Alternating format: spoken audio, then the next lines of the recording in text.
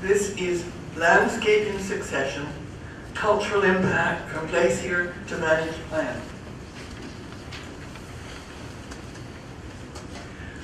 Toronto's descriptive name is trees reflected in the water, or a place of plenty, and owes its geomorphology to water in its various forms.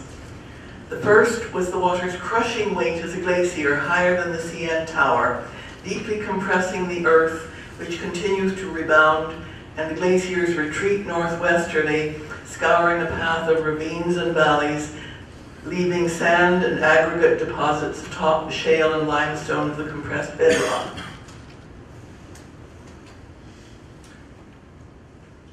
We skipped a slide. Okay. It was one that I didn't want to use anyways. The permeable sand relic of the glaciation promotes drainage and water flow in the form of springs, perfect environment for the vegetation of a black oak savanna. Savanna features ephemeral streams, ponds, and plant life related to climate, rain, and snowfall, in turn support animal life, much of which is migratory. In this rich environment came the first people, hunter-gatherers, following and camping along trails which traversed the high ground close to good food sources. With the development of the canoe, water transport allowed vast, quiet mobility. Canoes are amazingly quiet. The Humber drops 393 meters between its sources and Dorr Street, one of the steepest drops of any river in America, making it unnavigable. Low, we have the Toronto Carrying Place. Following the high ground, in use at least 4,000 years, with campsites that old and of a similar age, the Humber Marshes, generally in their present form, teeming with salmon, sturgeon, pickerel, trout, turtles, and birds.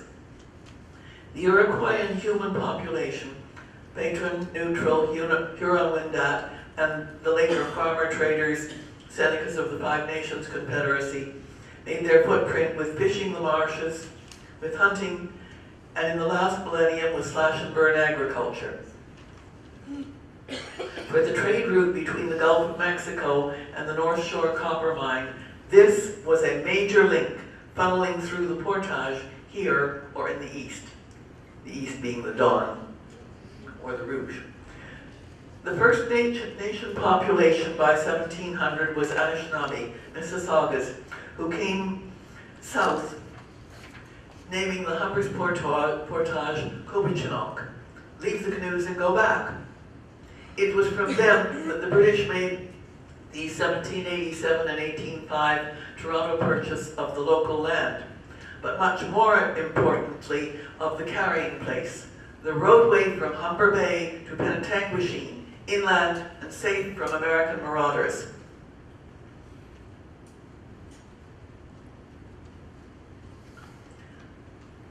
Parks Canada, and this is the Humber Marshes, and we've got Carolyn King and a group of other people down by the marshes on the same day that this next slide is from.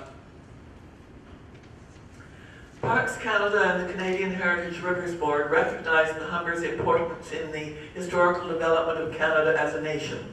The Aboriginal portage route used by the French and the British to justify the designation of the Humber as Canada's 26th Heritage River System in 1988, with the dedication ceremonies in September 1999. It required the approval and signatures of both federal and provincial ministers. Sheila Copps had signed off for the federal government. A reenactment of the first day of Lieutenant Governor Simcoe's 1793 journey up the Toronto Carrying Place was staged in order to get the Ontario sign-off delivered by MLA Derwin Shea, former chair of the Toronto Planning Board. It became an annual event reflecting the local cultural heritage. And that's it.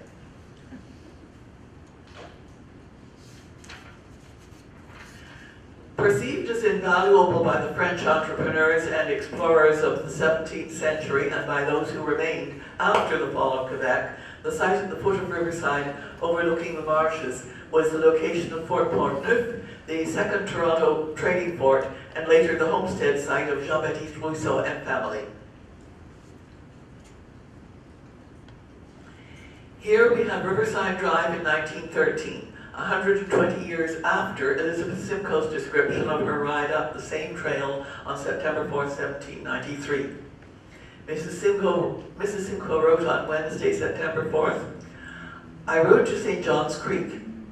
There is a ridge of land extending near a mile beyond St. John's house, 300 feet high and not more than 3 feet wide, smooth turf. There is a great deal of hemlock spruce on this river. The banks are dry and pleasant. I gathered a species of polygala, which is a genus of annual and perennial herbs and shrubs in the order of Polygalaceae." By then, 1912, entrepreneur and visionary Robert Holmes Smith had acquired the lands along the valley of the Humber with the purpose of a planned and comprehensive residential development. He had a love and understanding of the river, its history, and its then cultural landscape. His aunt Kathleen Lazars had just published The Valley of the Humber, still recognized as an authentic historical guide, if no longer the major historical overview of the area. Riverside was the first of his developments and followed accurately the Toronto carrying place along the Drumlin to near Bloor.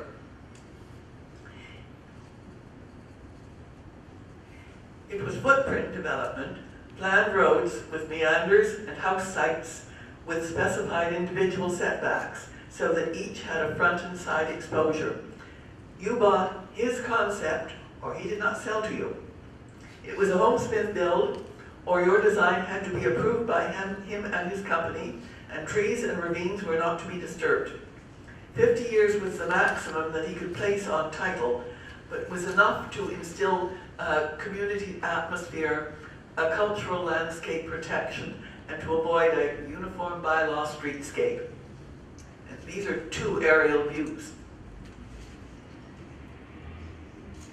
And you can see here the winding of the street and the irregularity of the house setbacks. Toronto roads are about to restructure Riverside Drive with a sidewalk and a new retaining wall above the marshes, with some tree loss. Not happy about that. They will not destroy Holmes Smith's islands in the road, nor its meander, with partial retention of swales. In 2015, at Lucy Maud Montgomery Parkette, she lived down the street. On the 400th anniversary of Etienne Boileau's arrival as the first European to visit the North Shore of Lake Ontario, a set of flagstones with moccasins imprinted, remember Carolyn's moccasins? Imprinted were laid through the ancient oaks beside the roadway, acknowledging the historical presence of First Nations. Mississauga Elder Gary Sue offered a prayer and greeting. Robert Holmes Smith laid out his development proposal and plan of subdivision as a naturally and culturally based, complete community. Here we see Humberview Road in the distance. Part of the building which you see on the road remains, incorporated into 55 Humberview. The old mill trestle bridge crosses the river. That was a wooden bridge before the current one. The small building at the edge of the plateau was Purity Springs Bottling Works. The plateau itself was the old orchard of the Bobbies, and on it, to the left of the picture and behind the photographer, was the Bobby House, nestled against the south ravine of Bobby Point, well protected from weather and flood. Jacques Dupillon de Bobby, Inspector General of Upper Canada, following his time as a prisoner of war in the War of 1812, acquired the land between Jane Street and the Humber River in 1815. October 21st, 2011, Elder Gary Sue sang a prayer on the floodplain by the Old Mill Bridge, the new Old Mill Bridge, at the plaque unveiling for the Mississauga, Huron-Wendat, and Seneca circles on the shared path, des Sentiers Partagés. The salmon were leaping in the background, These plaques along the Humber portray the cultural landscape in Toronto's first historical park.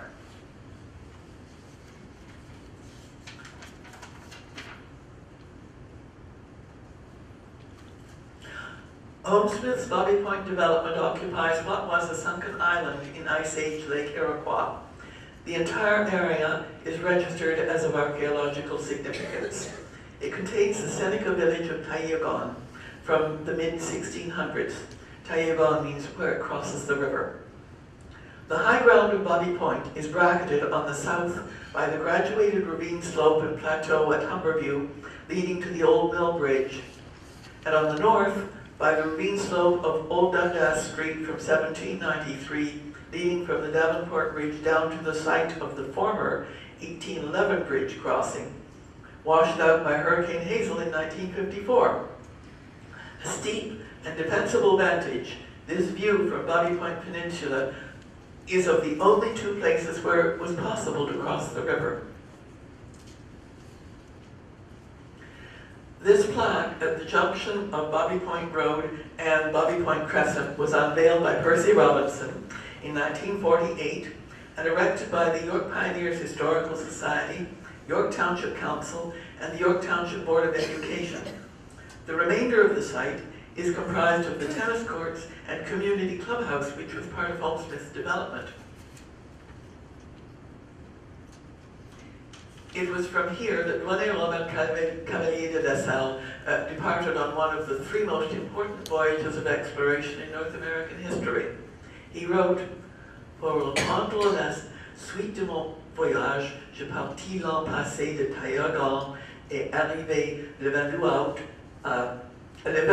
est arrivé le 23e au bord du lac Toronto, où j'ai resté deux de mes déserteurs, l'un Gabriel Ménine et l'autre Conisant." That was the first sentence of his account of his journey to the Mississippi from Tayagan. In 1995, a group of reenactors from Quinte Portage fired off a musket salute at the same location, honoring Fort Douville, the site Dr. Paul Jamin identified as its most likely locale. There they are, and in the background you can see some of the Bobby Point houses, and one of them is Con Spice House that was just designated.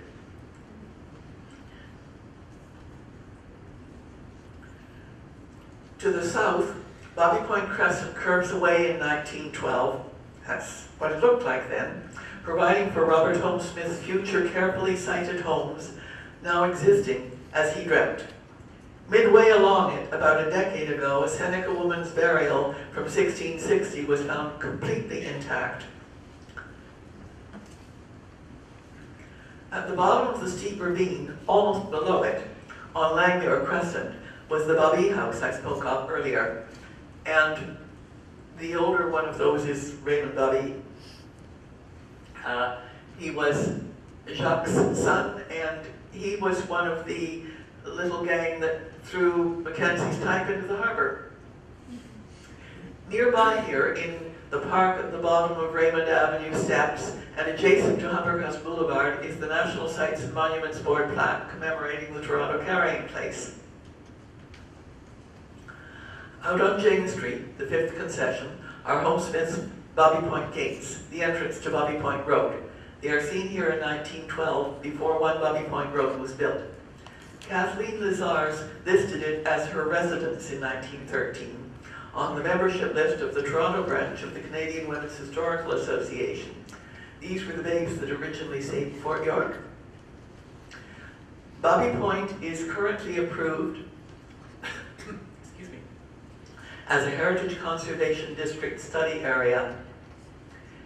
These ephemeral layers of cultural impact have impressed themselves upon this strong architectural landscape, becoming part of it, enabling them to cling, imbuing the earth, air, and water with storied spirits.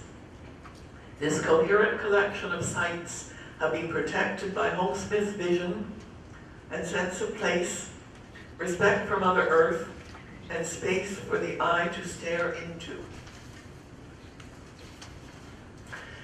The city must now continue with the community to preserve this culturally evolved landscape imprinted on a spectacularly preserved piece of Mother Earth.